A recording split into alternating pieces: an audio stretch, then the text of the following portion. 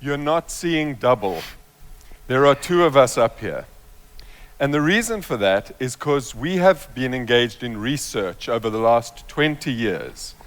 And the site of that research has not been in here, or in here, or in there, or in there, but in here, the space between us, which you could call our friendship. So the main idea we want to present here today is that there is a reciprocal relationship between listening and telling. One cannot exist without the other. Think about listening as a bowl and telling as the liquid being poured into that bowl. Just as the bowl gives the liquid its shape, so does our listening give telling its shape. The way that you're listening to me right now is giving my speaking its shape. And the way all of you are listening to me right now is giving my speaking a particular shape. If you stopped listening, sooner or later, I would stop speaking. There are things that arise in your listening that get in the way. Perhaps the seat's uncomfortable. Perhaps you're too full from lunch. Perhaps there are some thoughts about my speaking. Maybe you don't like what I'm saying. Maybe you do like what I'm saying. Judgments, opinions. So I'd like you to imagine that there is this space called clear listening, which is a wide open listening. Imagine you could sit in front of anyone in the world, even someone really close to you, and allow them to say absolutely anything to you, and you let go of the obstacles that arise in response to their listening. This open listening is a very, very difficult thing to do. The method that we have created to teach people how to listen and tell stories has shown us that the minute we are put into a situation where we need to listen, these obstacles begin to arise. And at this moment in time, I feel that I need to presence Madiba Nelson Mandela, who died yesterday, the man who led our country, South Africa, to freedom, and invite you to think about how he was able to listen so openly to a country after 27 years of incarceration. So that's an inspirational thought about how one might be able to listen openly and without obstacles. So our story begins in 1974 in Johannesburg, South Africa. That's me there, and that's Murray there. So just let me tell you something. The story we're about to tell you is absolutely true. It really happened. And while you're watching us and listening to us tell the story, don't only focus on the person who's speaking, focus also on the person who's listening and in the space between us. So it's 1974, it's Johannesburg, South Africa, and a teacher gives a class of 12-year-old students an exercise. She says, turn to the person next to you and tell one another a story. And Murray and I are partners in that exercise. And I tell him a story, and then I said, tell me a story. I don't have a story. Oh, come on, man. Anything.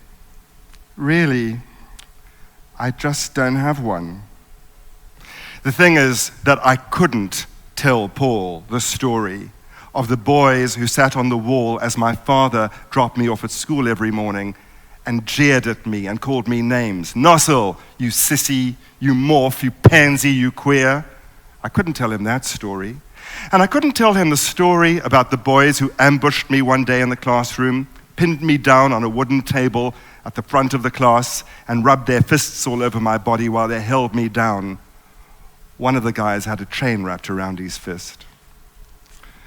No, I just don't have a story. Everyone has a story, Murray. A couple of years later, we were in the same class again. And one day, the teacher, completely unable to control us because we're so naughty, she says, come on, go outside and line up like little babies. Boys on the left and girls on the right. And I look down the line of boys and I say, and Murray in the middle. My neck went hot and red.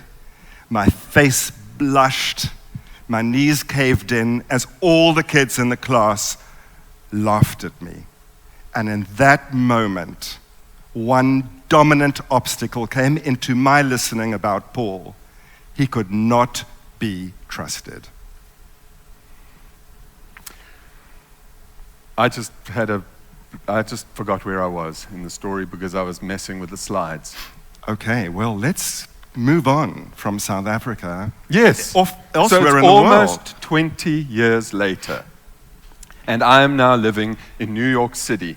I've gone to medical school, I've gone to drama school, and now I'm living in New York with my partner Simon in a loft on the Bowery. Now, I left South Africa 2 weeks after Nelson Mandela was released from prison. What a time to leave South Africa. But I was off to be free. I didn't want to be a clinical psychologist anymore. I wanted to reinvent myself and be a playwright in New York City. So my partner Simon comes home one day and he says, I've been asked to direct a play.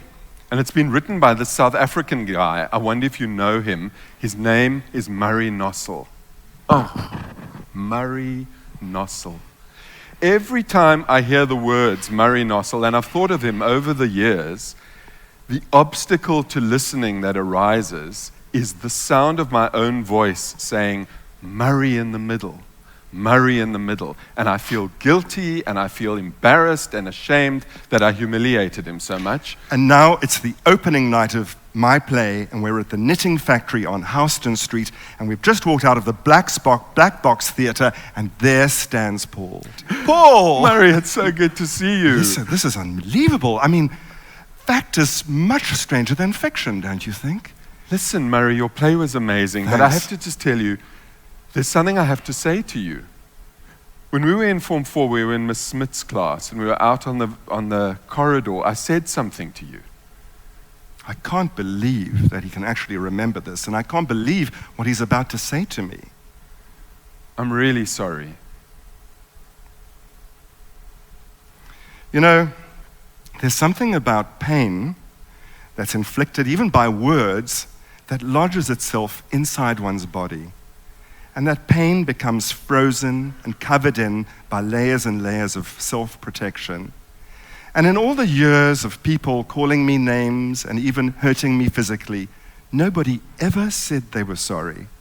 And here was Paul, almost 20 years later, standing in the knitting factory saying, I'm sorry. And his apology got right into the seat of my pain and began to dissolve it. And as that dissolved, so did my obstacles to listening to Paul. You know, an apology is an obstacle dissolver.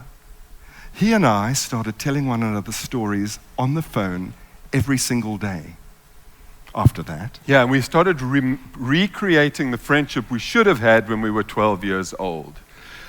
Though the years are rolling by me, they are rocking evenly. I am older than I once was, and younger than I'll be. That's not unusual. No, it isn't strange. After changes upon changes, we are more or less the same. After changes, we are more or less the same.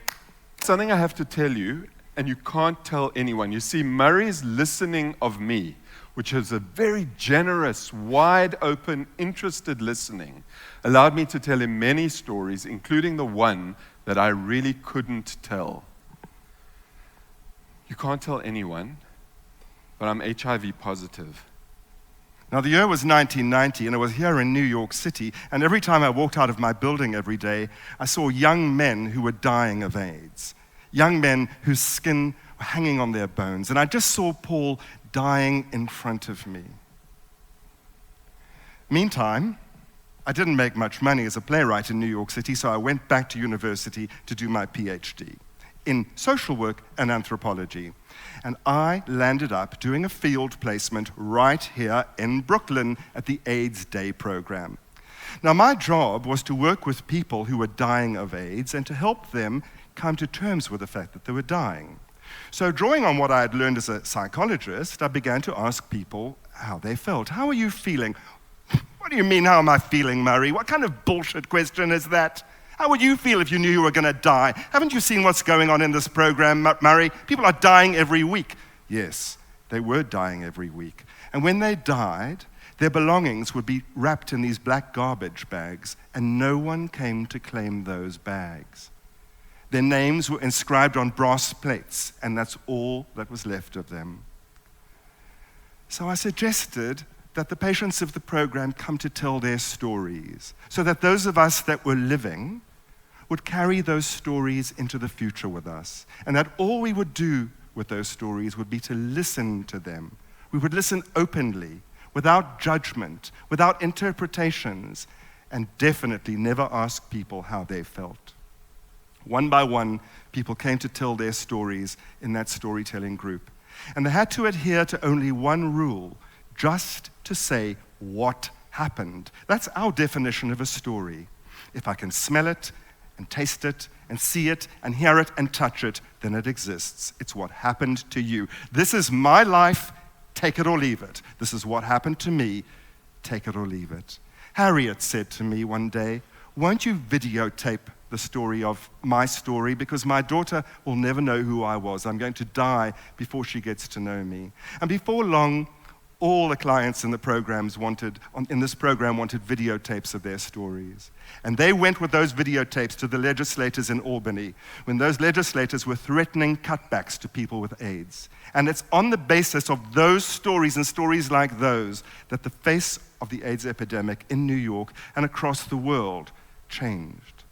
I'm telling you, Paul, you've got to tell your story. Oh, Murray, don't be ridiculous. What do you mean ridiculous? Why can't you tell your story? Because it's different for me than it is for your patients. What if I live? Who would want to see a psychiatrist who's HIV positive, Murray?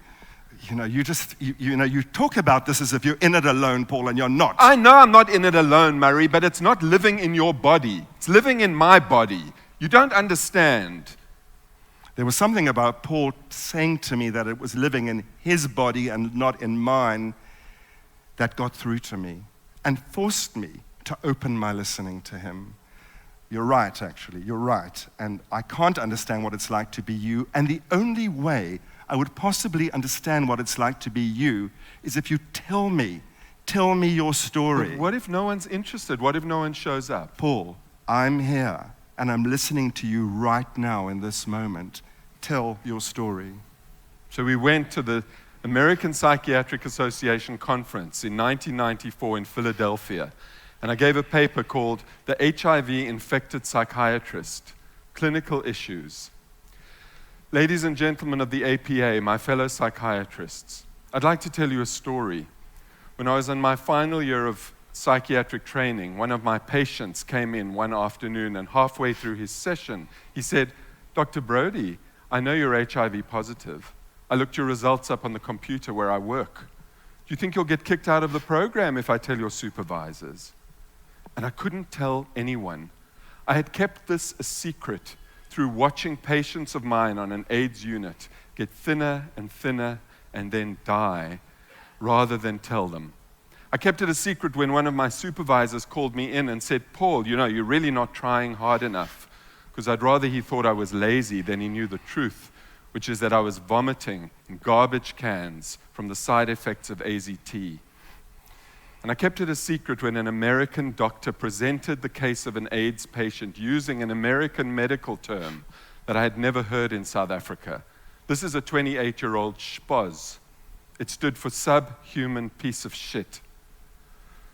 So ladies and gentlemen of the APA, I'm here today to tell you that when we talk about our AIDS patients the way that we do behind closed doors, it hurts them. And how I know that? I am them. And I am them. This was so forcibly thrust upon me when Paul and I went back to South Africa and told the story that we've shared here with you today at the very high school where we met. And sitting in an audience of 1,000 students and their parents was one of the boys who bullied me at school. And he sat there and listened to my story. And after the play, he said he wanted to talk to me. And I listened to him. And I heard about his childhood and his boyhood from his point of view. We are now dear friends. You know, the thing about TED is that it's a venue for collecting ideas that will evolve the human species. Now, what we've seen in our work all across the world is that by teaching people how to listen openly and how to tell their stories, something happens to them. When people are faced with an open and non-judgmental listening, they are able to say who they really are in the world. They're able to express themselves fully, and what that brings is freedom. Every single human being on this planet wants to be known. They want to be seen for who they are. And we know, and we've seen, how these stories do evolve the way that human beings communicate, such that this world can become a place where people are connected just by listening and telling. And the way that our method works is that people come into a room in the morning with a group of strangers, and by 5 o'clock in the afternoon, they have told stories into a non-judgmental listening, and they feel more known by the people in that group, for some of them, than they've ever felt before. And many people say that that listening allows them to tell the story that needs to be told, often a story that's never been able to be told. So from this, we have created a group, and now we ask you to take that out into the world. We ask you, but before I do, I just want to say publicly that I really so appreciate your listening over the years, because it is in the space of your listening that I can tell that HIV story. And as a person who's HIV positive, for me, the only thing I can do in the world is to tell my story. It feels like it's the most meaningful thing for me as someone, and I wouldn't have been able to do that without your listening. Thank you for that. So may I say that for me, it means the world just to be able to stand here and listen when you tell that story. It's such an act of courage, and I so admire it. Thank you. And we invite you to go out and find a human being. It's not hard to do. There's a lot of them around. Find one and offer them the gift of your listening.